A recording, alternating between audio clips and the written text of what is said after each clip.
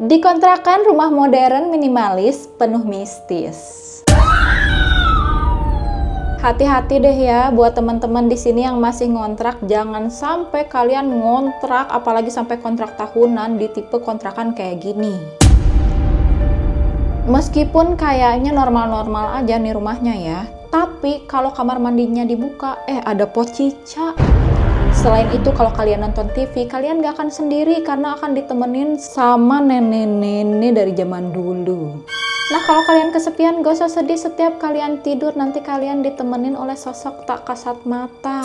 Bahkan buat ladies-ladies yang single, gak usah repot cari buaya-buaya darat di luar sana karena suka ada tiba-tiba buaya besar yang muncul di rumah kontrakan ini. Nah ini dia kisahnya Kak Kinanti selama dia ngontrak di kontrakan mistis ini guys. Hai gengs, welcome to Forbia di Cahaya. Cerita horor yuk. Hai bias, how are you guys? Semoga semuanya tetap sehat dan dalam lindungan Tuhan ya. Kenalin semuanya, aku Forbia. Di sini aku menceritakan cerita horor yang menurut aku menarik. Nah, semoga cerita horor yang menurut aku menarik ini bisa menarik juga buat kalian.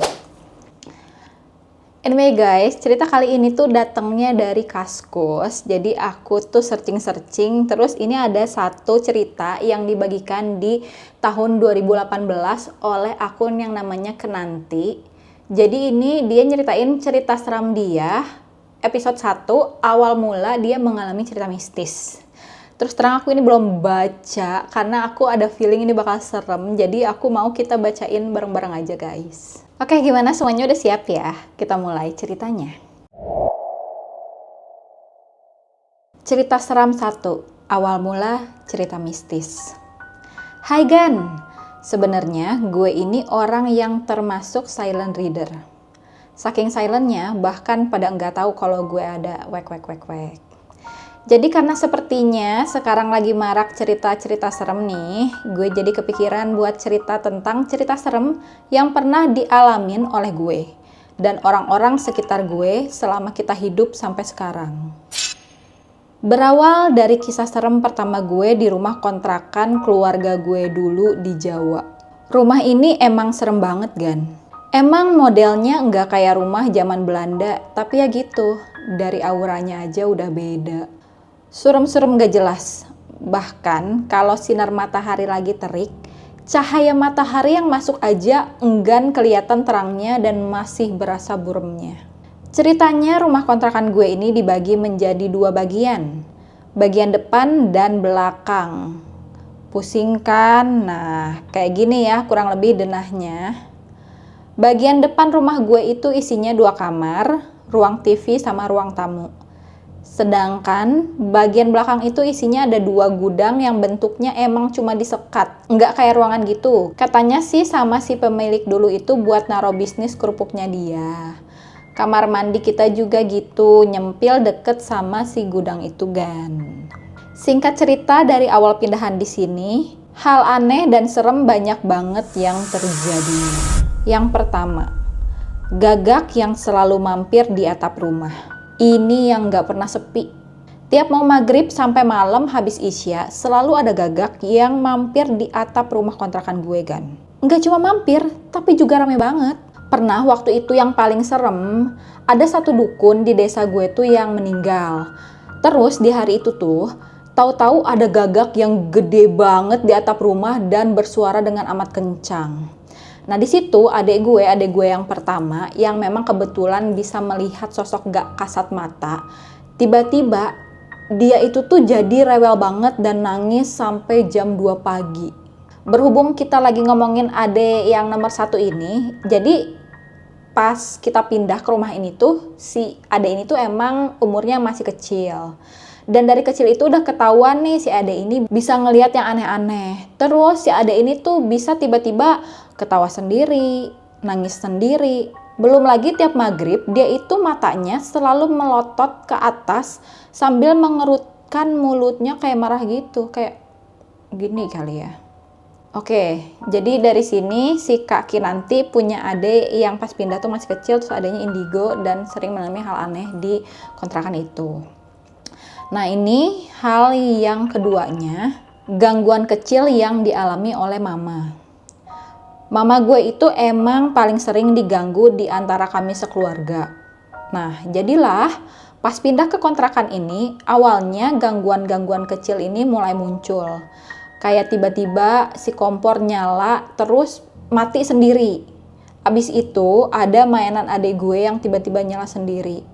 Ada juga suara orang berjalan. Dan yang paling serem adalah, jadi suatu hari si mama ini lagi ngenina boboin si ade nih. Jadi mungkin posisinya tuh ada di atas kasur, sambil di salah satu sisi nina boboin si ade. Nah, meskipun lagi nina boboin kan kadang kita bisa ngelihat dari ekor mata kita kayak ada orang di sebelah gitu. Nah, di ujung ranjangnya ini kayak ada kaki, seolah-olah ada orang yang duduk di situ. Nah, di sini si mama ngira itu tuh gue. Ya udahlah didiemin gitu. Terus pas si mama ini lagi balik ke sini ke sebelah, nah itu tuh sebenarnya gue lagi tidur di situ. Di sini si mama langsung teriak kaget kalau emang gue itu lagi tidur di situ. Terus siapa yang kakinya lagi ada di ujung kasur? Pas si mama ngecek lagi memang udah gak ada tuh keberadaan si kaki itu. Tiba-tiba hilang aja gak jelas. Nah, keanehan yang ketiga, ada suara orang berjalan dan orang menyapu di teras samping dan depan. Ini yang paling ngeselin sebenarnya. Jadi dulu tuh gue emang sering banget tuh tidur di depan TV yang ada di luar karena emang di kamar gue tuh gak ada TV-nya. Jadi tiap malam kira-kira jam 1 menuju jam setengah 2 subuh gitu ya malam itu, selalu ada suara orang berjalan di teras depan gue. Berhubung ruang TV itu dibatesin satu tembok sama teras, jadi memang kedengeran banget ada suara orang berjalan.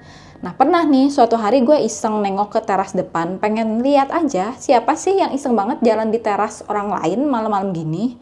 Tapi pas gue lihat tuh suaranya hilang. Cuma pas gue balik lagi buat tiduran di sofa gitu, suaranya balik lagi. Sumpah ini tuh merinding banget dan gue tuh langsung cari kain buat nutupin muka gue dan akhirnya gue ketiduran. Nah, kalau suara orang yang lagi nyapu, ini tuh datangnya dari tetangga sebelah. Pernah pada waktu itu tuh tetangga protes ke nyokap. Karena dikira si mama itu tiap malam pasti nyapuin teras yang ada di samping. Yang diprotes itu sebenarnya bukan karena bersih-bersih malam-malamnya, tapi karena nyapunya tuh berisik. Nah, di sini si mama pas diprotes dia pun bingung, soalnya dia nggak pernah ngerasa nyapu teras malam-malam. Boro-boro dia mau nyapu, orang tiap pagi si mama itu kerja sampai malam. Abis itu malamnya ngurus adek yang masih bayi.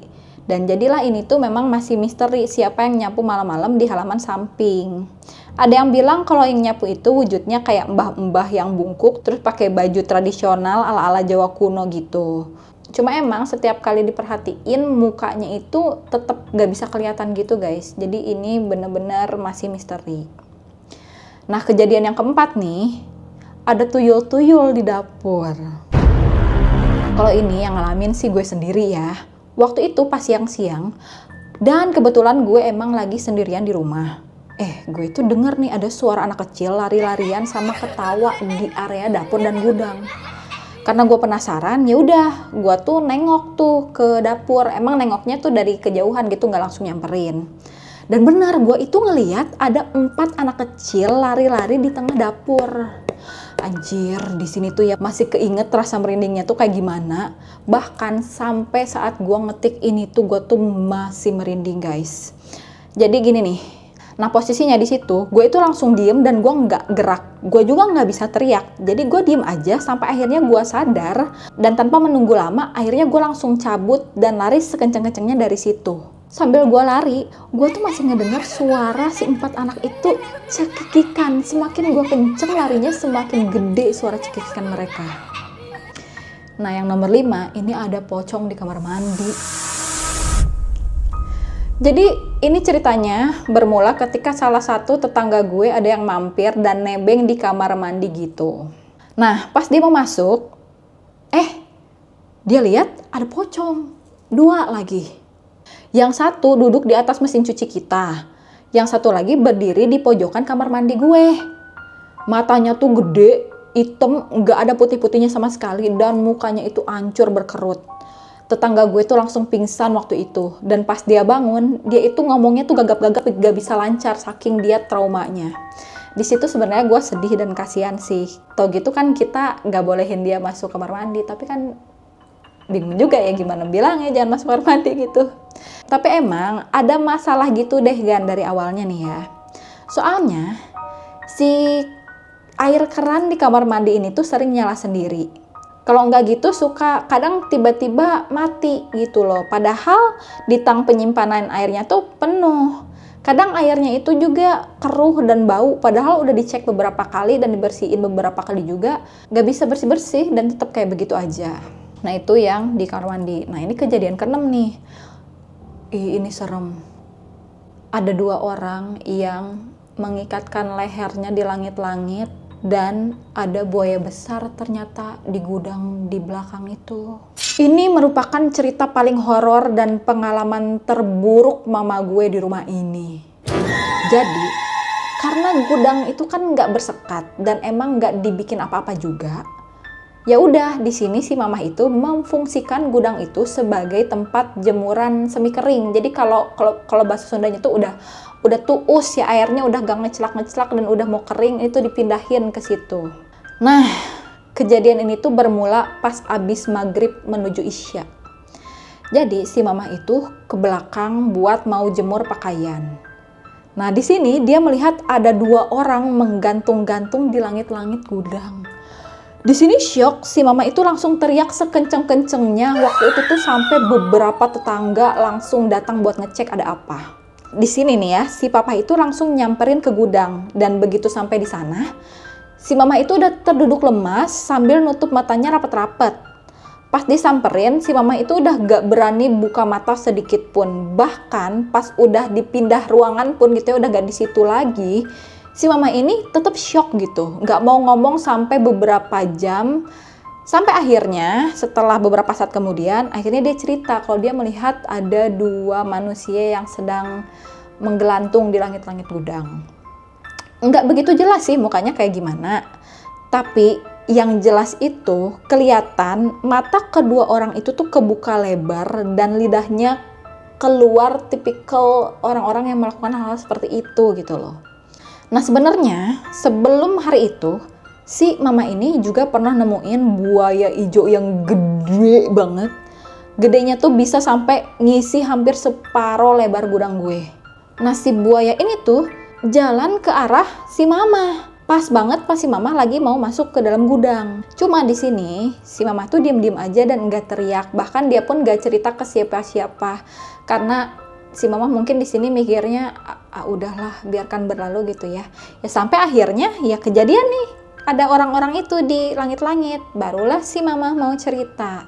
Dan karena dirasa ini gangguannya udah mind blowing dan sangat amat ekstrim, akhirnya keluarga gue itu pindah dari tempat itu.